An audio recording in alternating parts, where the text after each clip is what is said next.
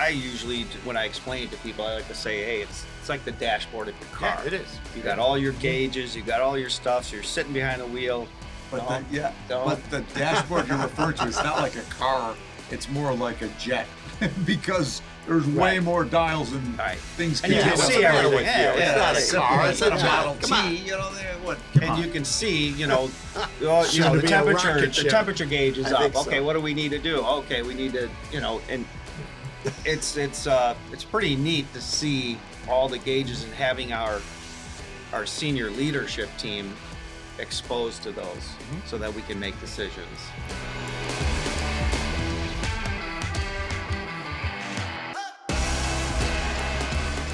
Welcome to another episode of Brothers, Battles, and Bounty, where family, business, and your future success converge. Welcome to Season 2, Episode 8 of Brothers, Battles, and Bounty. And today we're going to be addressing organization within a family business. Nice. Interesting. What exactly does that mean? What does that mean? Wait, Who are you? Yeah. I am your host. I am Andreas. I'm Martin. I'm Stefan. And I'm Anton. And we are here to talk about what I just said. We're going to talk about. Yes. Yeah. Just to kind of lay out a little bit, I guess we talked about this bit about the hierarchy would be, we're going to talk a bit about board of directors. We're going to talk about our strategic planning, the way we use that, and our senior leadership team that helps us manage our business in the day-to-day, and then our individual day-to-day responsibilities as we move forward and how we interact. Great. So I think having the board of directors like we do provides very necessary vision for what our priorities and what we're focused on. It provides us an opportunity to delve in issues and direction in a very high level that we can all share our thoughts and pros and cons and what we think. And there's a lot of debate that goes on within that. I think for me, that's been very, very helpful. I just remember when we first started doing, having the board of directors meetings or board meetings where, we attempted in our early stages of our careers to do it, and it was rough, rough to the point where I think we wanted to bring outside board members, advisors in on our board meetings to now we don't, because we realized that the more we fought, the less money we made. But back in the day, and even some other companies that a lot of times just having the board of directors as the family members, especially when you're starting out, isn't always the best way, because you're not going to accomplish what you really want to. But having someone on the outside, someone that you can trust and facilitator and guide us it made a big difference for us, I think. And right now, like I said, the four of us, we're the ones that are on the board, and we meet and we hash everything out, and we learned our lessons, and it's a great tool if it's done right. What comes to mind is the maturity that we've developed over time with our board. We had outside advisors. We were without advisors. We had advisors. We don't have advisors now. Maybe something for us to consider, advisors with a certain skill set in areas that we need some direction. Yes, that's always. And that would be triggered by our kind of capital budgeting strategy, future-oriented thing to add to our meetings. We talked about it just the other day.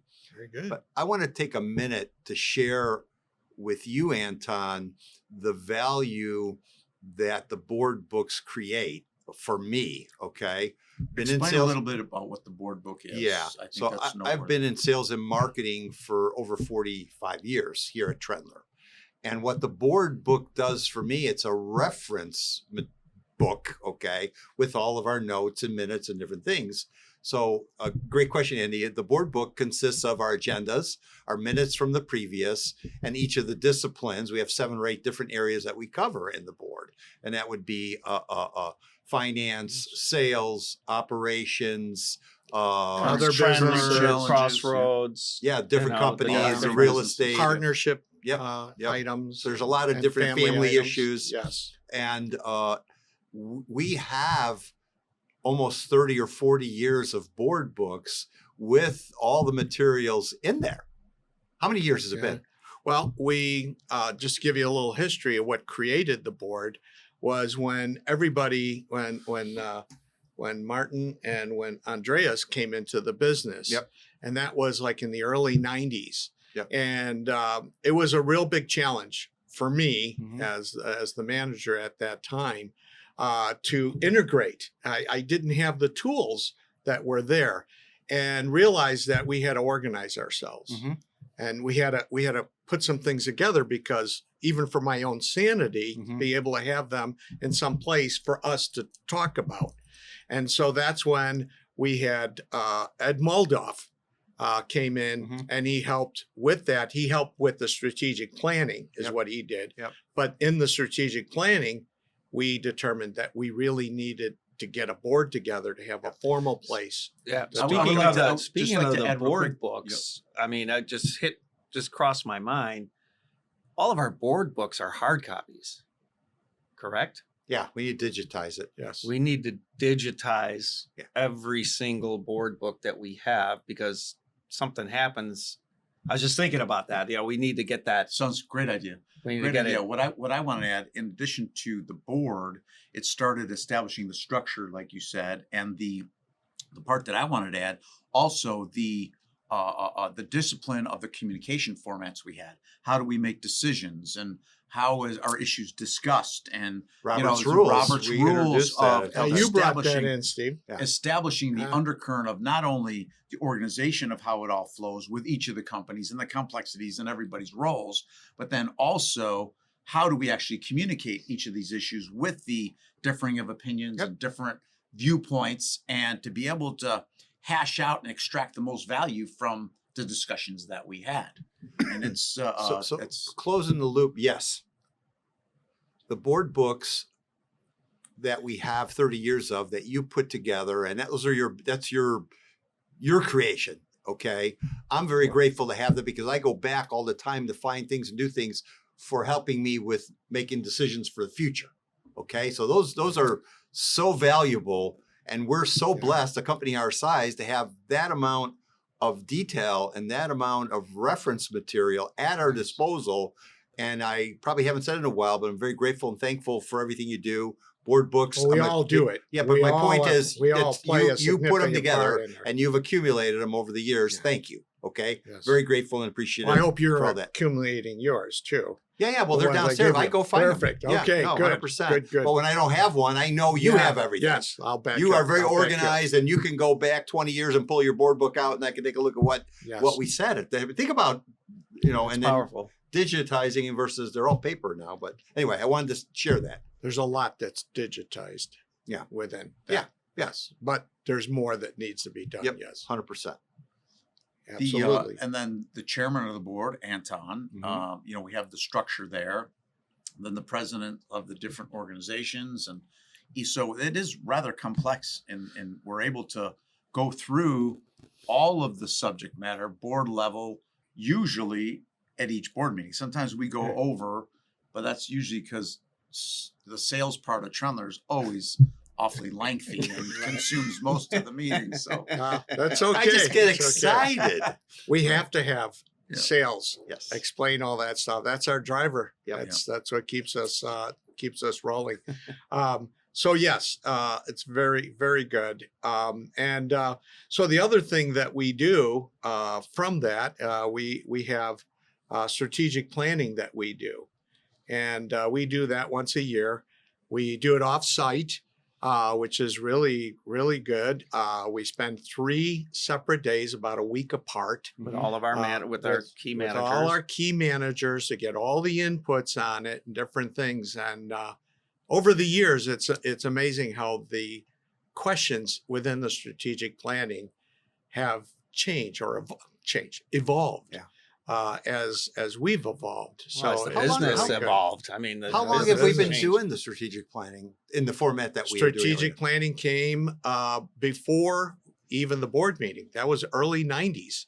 Wow. The strategic planning was also part of the thing, is like, how do we organize each one of our efforts? What do we need to do? So a lot of that was just, being, how do we coordinate all these different things? It was Dad and I, and we would sit and talk about different stuff, and strategery. strategic. It was very strategic. And then I'd have a bunch of ideas, and then he would come up with his. I go, well, what about, nope, Pope has spoken. Yeah. That's it. Done. That's what we're doing. There's strategic plan. I'm curious, Anton, because you spent a lot of time with Dad, okay, in that early period doing strategic planning. What was he like when you were doing strategic planning with him? And get into a little more detail, of what essence of he was a true entrepreneur. Okay. Truly. And I'm driven hard. Okay. Okay. And nobody was going to get in his way. Okay. And he would do it in a very entertaining way with other people and different stuff. Okay.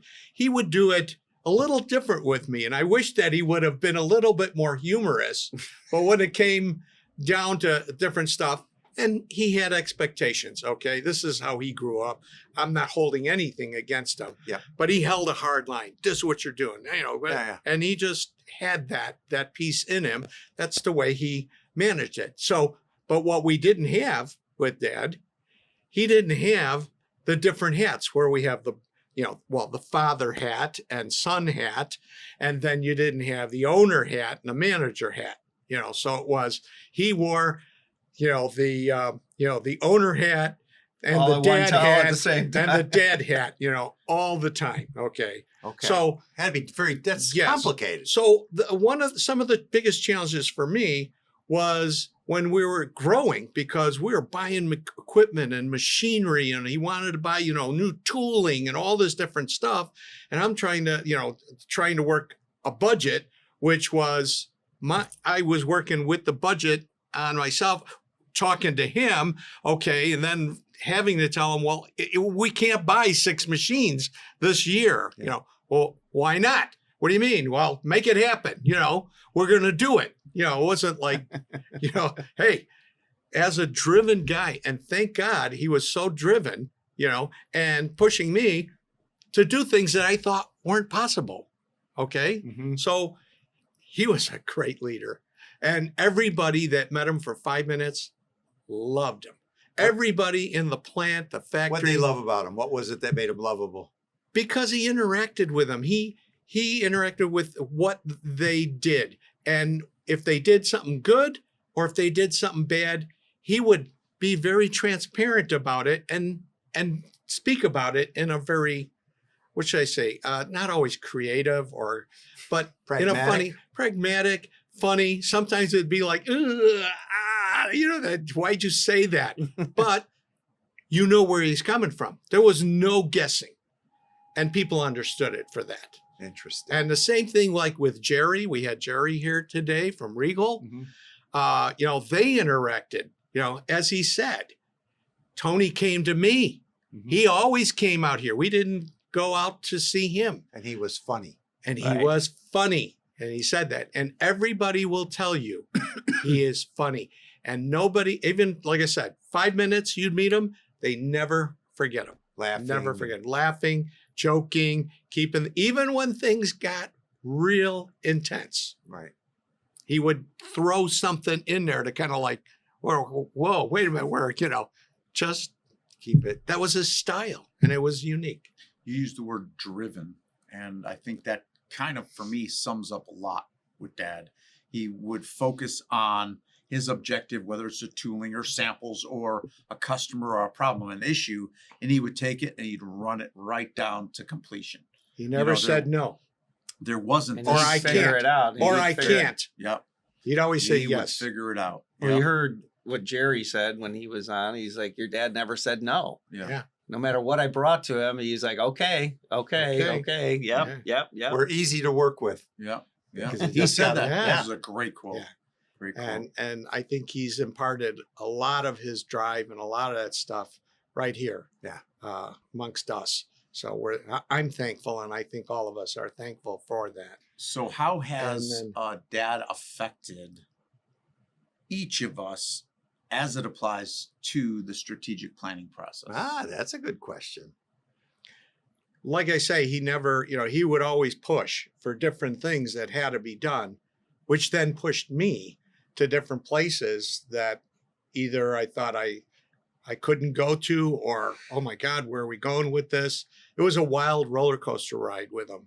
And he was practical though. So if things were really bad, he would pull back, but he would be driving. And the way he affected me is, it's that drive. You got to constantly keep things going. He was an somewhat organized guy.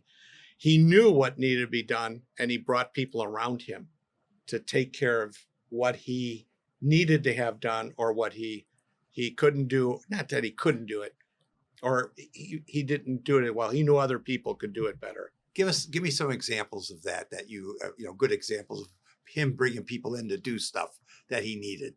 Well, just taking a look at, plant managers and different stuff. He was a guy that would interview him. I would too. Yeah. I'd be interviewing him for the soft side. He'd be interviewing for the hard side. Yeah. So those were always, and we went through a number of them. You guys experienced those, the guys and stuff. And so that was always interesting, because he knew what he was looking for in different people. Tool and die makers. He was looking for key people, skill sets that he needed to make all the different chairs and bar stools and all the things that people asked him to make. Okay. Same thing. Maintenance man. To keep all the machines, keep the roof on the place. Was he a good judge of character of people? Yes. He was a good judge. He gave a lot of people, I'm going to say this with tongue in cheek, probably more credit than they needed. He gave people, a lot of latitude, to show us. Okay. Yeah. So he gave them that. And I think a lot of people ran with it. The good ones really ran with it and made it really well. The others, the few that were in there, they took advantage Was of he it. or able to just fire didn't have it. people? Oh, yes. Yeah, he didn't have any problems No? firing people. Yeah, Okay. yeah. He would, if someone wasn't working, he would let them know, and Okay. yeah, he would fire. He was never, I would maybe dance around a little, hey, maybe we can fix something. He could see. Yeah. He could see that somebody was He going to was a work. visionary, I think. Yeah, Dad was a could see that. visionary. yeah. And- So what impact did he have on you? You're saying visionary, or He was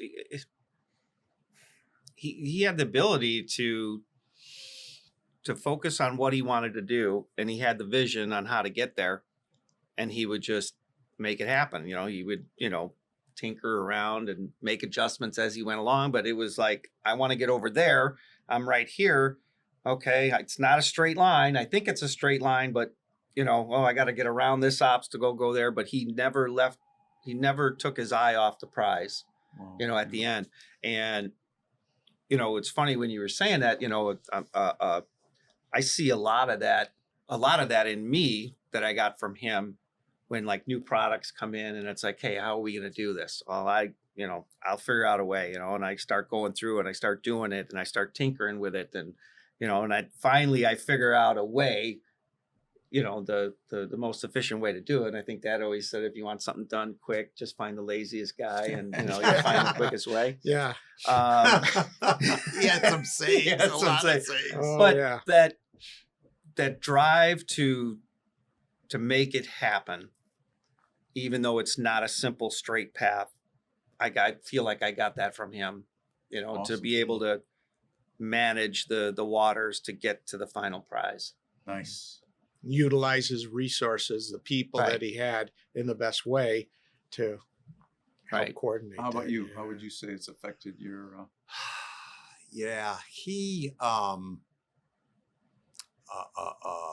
when I first came on board, he was doing all the quoting and all the sampling, and he was like, I'd give him, I need a quote on this, boom, he'd have it. Do you remember the book he had? Yeah, I remember his book. The sample, I need a sample. Next day he had a sample. Even if he never made it before, he'd make it by hand, and people would do it and stay there all night, do whatever he done. And he was just like on it. Okay. And it affected me in a way that, wow, this is great, because it was all swivels and rings at that time. And I would just go to all the bar stool and chair manufacturers that use swivels and identified what they want to need, bring it to them. We price it and we get a sample, and then we get orders. Just that's how we doubled the business. The first 2 years you were here, you saw every single of our customers all across the U.S., from California, New York, Florida. And all the way Dad up. used to like to do that too. He loved going to he visit traveled. We customers. used to travel a lot, and traveling with him was always fun, because he was funny. He was hysterical. People loved him. You know, we'd go different places, and he was. Everybody knew him. Yeah. I just remember no Everybody matter knew where we him. went, Yeah, it was pretty like, much. oh, Tony, Pretty much. hey, Yeah. how are Yep. you? Yep, Yeah, and they'd all remember. yeah, he was. Unique. Had a huge impact on me with his sense of humor, with his pragmatism, with his hard work, his resilience, his determination. All those things were very apparent to me when you're with someone on the road, as you know, and then not on the road. He'd be just as good, being a support guy. Yeah, it was a blessing for me.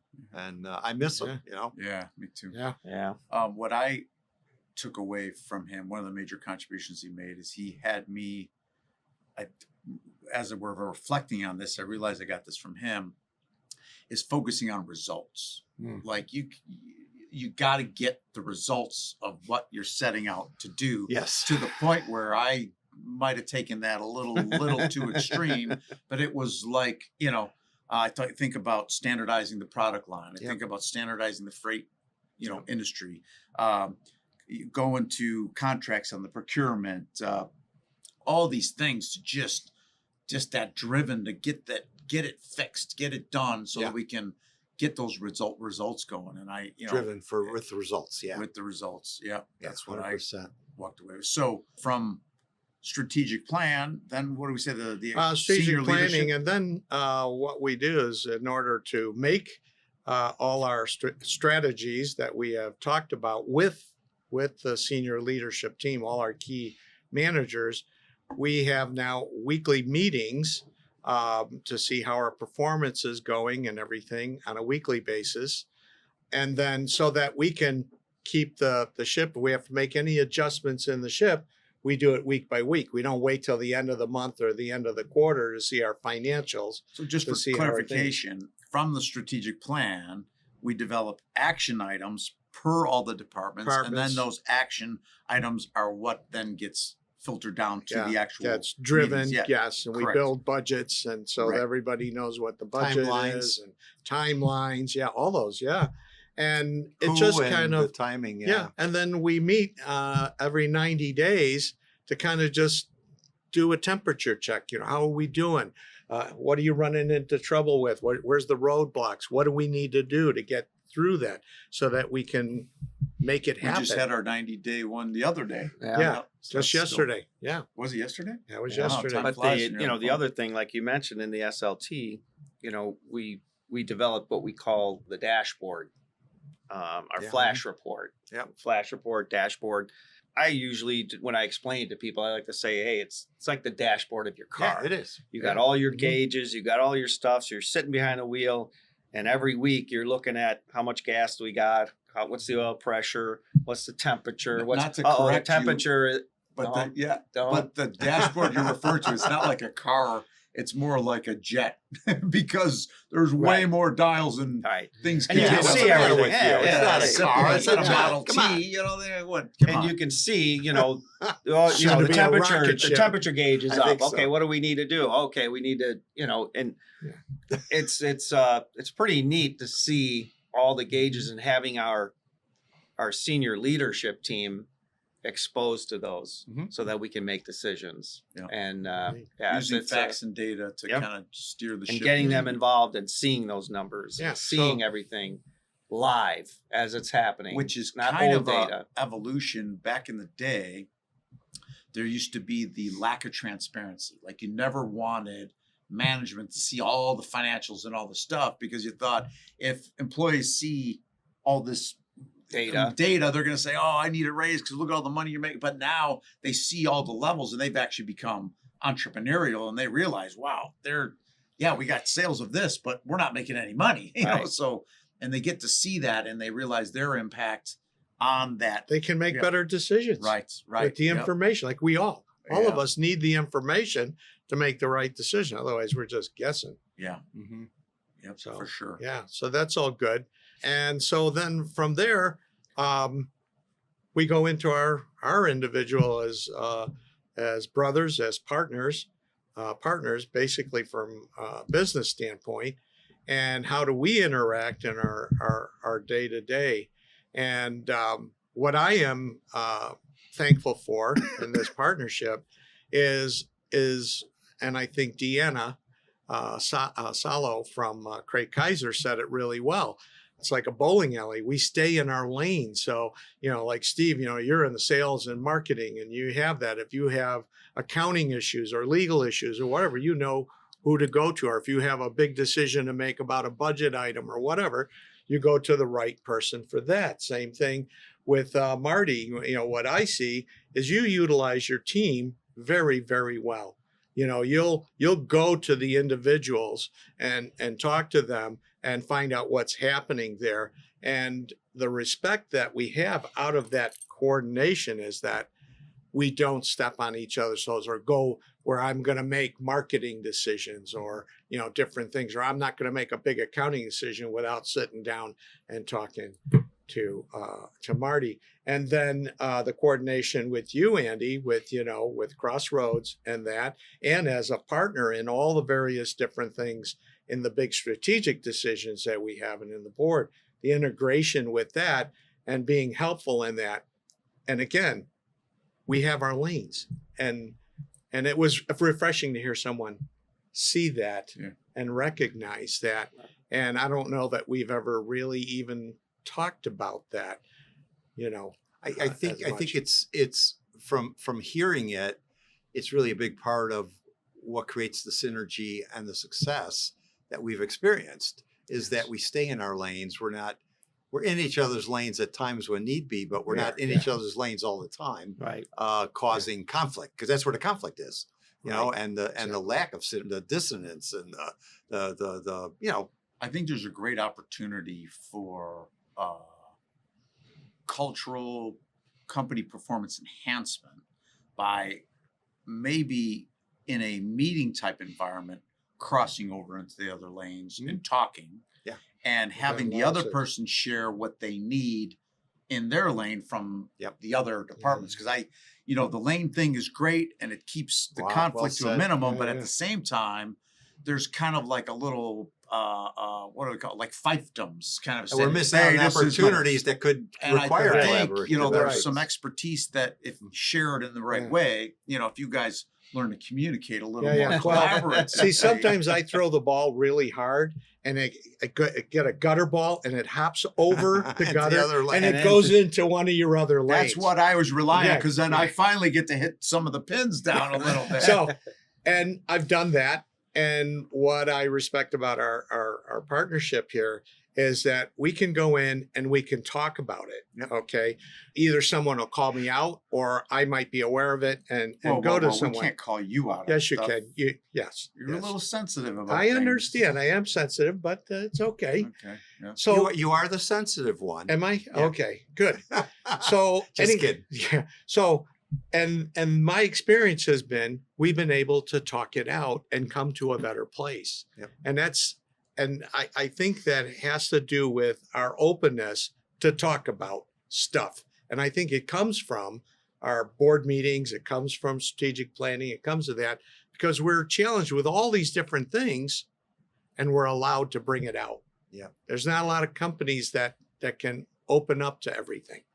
Yeah. Well, I think as just to reiterate, with the interest of kind of taking our content and starting to ramp it down a bit, there is a major opportunity for us to collaborate more in each other's lanes. And maybe that's not the right way to phrase it, but I think there's certain things that have been unspoken that we're feeling and thinking that if we are to get that, whatever it is, expressed, I think there could be some greater universal understanding for all of us. And breakthroughs.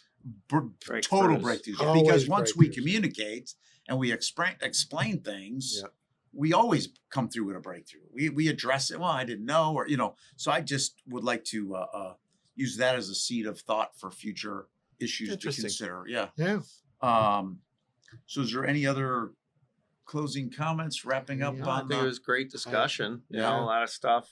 Yeah. I just want to say thank you to my partners, my brothers, for a great business, for a great opportunities you're giving me each and every day throughout the years and different stuff. So it's really good. I feel blessed to have you guys as partners and be part of a successful business that all of us are part of and helping to make that happen. Awesome. My closing comment would be that we've just completed the Omi's documentary, okay, Oh my. with her story, and her story is our story, okay, and our story, Mom and Dad created, what we've kind of taken over what they created and taken it to a different level.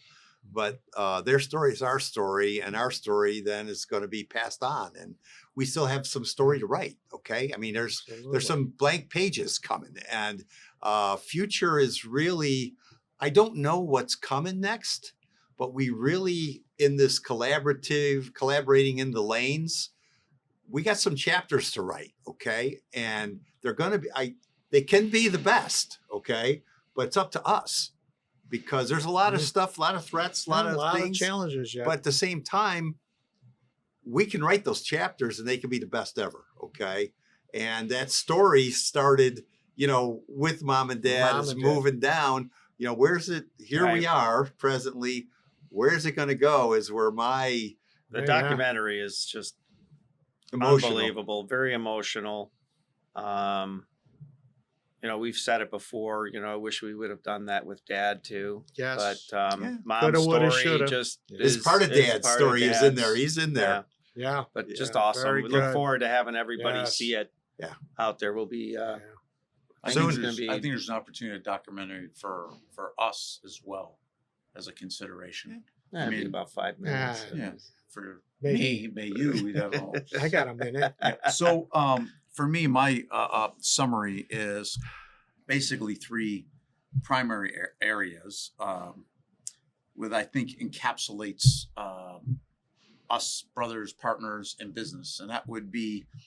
This concludes another episode of Brothers, Battles, and a Bounty as a result. Awesome. Nice. So, nice Amen. close. Yeah, Creative. Wow. Thank you, gentlemen. Unique.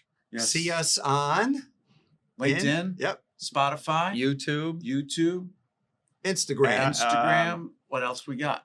Subscribe to Telephone. YouTube. And Call us on the phone. Don't Fax forget. me. Yeah. Fax me. Fax me. We'll do lunch. With that, thank you, and please subscribe. Please subscribe. We appreciate it. Any questions, thoughts?